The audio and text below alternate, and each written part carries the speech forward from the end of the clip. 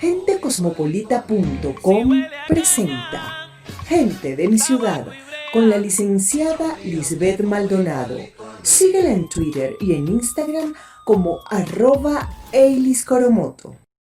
Hoy nos encontramos en las instalaciones de la Rama Dorada. Estaremos hablando desde aquí con el profesor Moncada, quien nos va a contar un poco de su vida. Gentecosmopolita.com.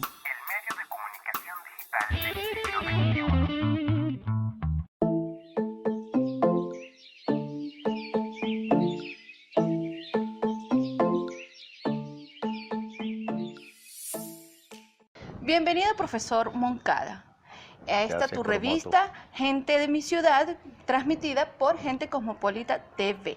Cuéntenos. Viejos amigos son. Viejos amigos, ¿verdad Sí, que sí? claro que sí. Ya tenemos. Profesor, hoy en el Día del Arquitecto, de antemano felicitaciones, cuéntenos, Gracias. ¿quién es el profesor Moncada? Yo no lo conozco, ¿No lo conoce? no, pero voy a intentar decir algo de lo que conozco de él. Bueno, Bernardo Moncada llegó a Mérida de Caracas, muy joven, y se quedó en Mérida, enamorado de Mérida como sus padres se enamoraron de la ciudad. Hace mucho tiempo, de manera que he visto crecer la ciudad. Conocí la ciudad donde patios como este veían pasar por el cielo los patos guirirí en bandadas cuando llovía, pero bandadas, donde los picos parecían siempre, yo recuerdo, helados de mantecado permanentemente, cubiertos de esa blancura preciosa. Llovía, neblina, la Plaza Bolívar era como una especie de areópago ateniense donde se reunía la intelectualidad a dar vueltas.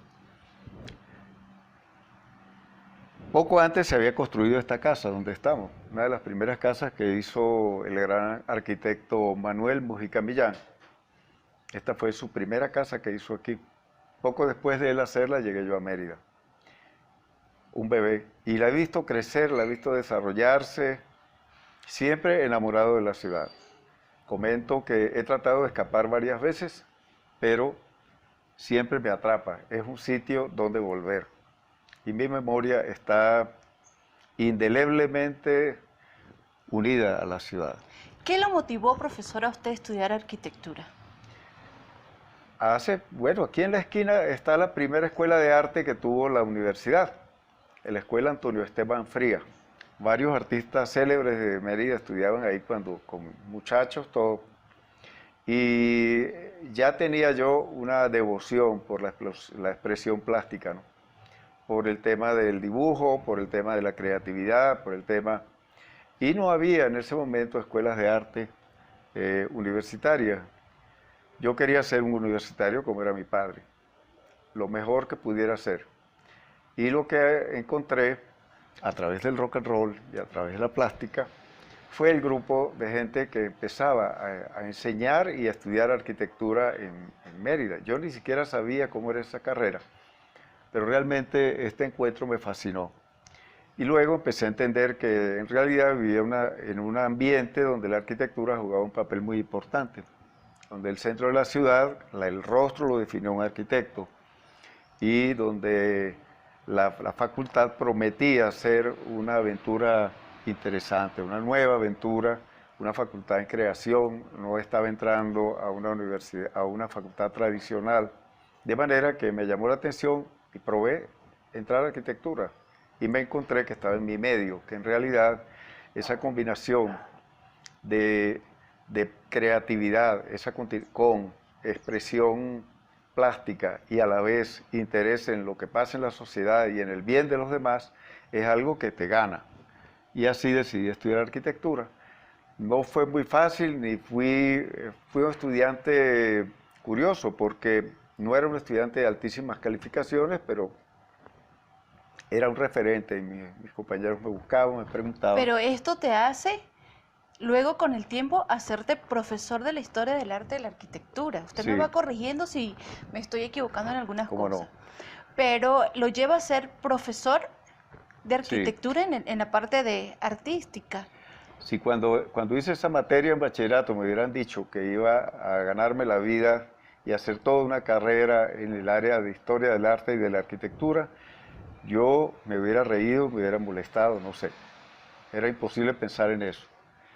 Pero cuando empecé a estudiar la historia de la arquitectura ya con profesores apasionados y cuando me di cuenta de que esa carrera donde yo estaba tenía toda esa trayectoria en la historia universal, esa importancia, porque la arquitectura es sumamente importante. Desde los primeros momentos en que aparece, la arquitectura es una de las actividades fundamentales del ser humano, llena de contenido simbólico, llena de expresión humana, además de, como dije al principio, socorrer, atender necesidades básicas del hombre. Y entonces me enamoré de la historia también. Y déjeme decirle una cosa, yo no me había graduado, ya era profesor de la facultad. Imagínese la pasión, o sea, Por usted sí. se enamoró no solamente de nuestras tierras, de nuestra arquitectura natural, sino que también se ha enamorado de las edificaciones que hay acá en Mérida. Y de la universidad también, claro, hay que aclarar eso. Hay que aclarar eso. La ULA muy es una cosa importante. especial. Sí, señor. Así es.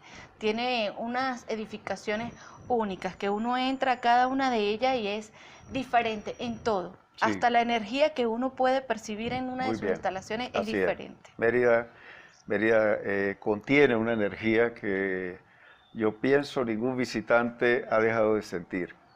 Y Así que ha es. dado lugar, por ejemplo, a que arquitectos tan importantes como Manuel Mujica Millán, del que hablé al principio, decidieran quemar las naves, dejar una carrera sumamente lucrativa, sumamente popular, importante, célebre en la capital de la República y trasladarse a este huequito que digo yo entre montañas que es Mérida y quedarse aquí hasta morir. Algo tiene que tener Mérida para Bueno, así atraer a dice una persona así. mucha gente que nos visita, que el que viene a Mérida y se enamora de Mérida, de las merideñas, de los merideños, y aquí se queda en estas tierras. Además, Profesor, sí. fundador también de la escuela, de la Facultad de Arte. Sí. Esa experiencia, ¿qué lo motivó? Esa es otra historia muy interesante porque también fui decano de la Facultad de Arquitectura y comento que no fui un decano para gerenciar burocráticamente un aparato ya armado, sino que llegué, cambié el plan de estudios y establecí una relación muy particular con los estudiantes. Logramos en ese tiempo, para decir que, no voy a contar todo, pero para decir que nunca me he casado con tareas rutinarias, tareas simplemente administrar, sino que el tema creativo siempre ha sido muy importante. Entonces, cuando salí de la dirección de relaciones, que yo pensaba que me iba a dedicar ya a tejer y a escribir y a estudiar, me llama el rector, que era Pedro Rincón Gutiérrez, me dice, yo lo quiero al lado mío, me puso a trabajar ahí. Cuando terminé de allí, me llaman otra vez de la Dirección de Cultura de entonces, que era mi amigo Julio César Tallaferro, y me pide que arme el proyecto del Centro Universitario de Arte, cuyo objetivo era servir como una especie de plataforma transitoria para que las escuelas de arte que ya venían desde el 58 prosperando en todas las áreas, es decir, teníamos una buena escuela de música donde hubo violinistas como Ori Jason, yo estudié música también, estudié guitarra, Leovigildo Díaz, por nombrar dos, ¿no? Luego había estudiado en la escuela Antonio Esteban Frías, allí me dio clases de gente como de La Fuente, profesor Montenegro, etc. De manera que tenía ya como una especie de caldo de cultivo y relación fluida con todos los artistas. Debido a mi experiencia como decano, me llamaron para que tomara el proyecto y lo asumí con mucho gusto, sin ningún estipendio extra, porque nada más la aventura fue extraordinaria. Bueno, profesor, se nos queda corto el tiempo para poder conversar con usted toda la historia, todas esas vivencias que usted tiene. Y bueno, ya aquí nuestro equipo nos está haciendo señales de que debemos terminar, pero vamos a quedar pendiente con una nueva entrevista donde nos va a contar esa parte de la creación que usted hace con las guías de catedral en Mérida, algo que para ustedes va a ser muy sabroso experimentar. Gentecosmopolita.com Gente de mi ciudad, con la licenciada Lisbeth Maldonado. Te esperamos en una próxima entrega.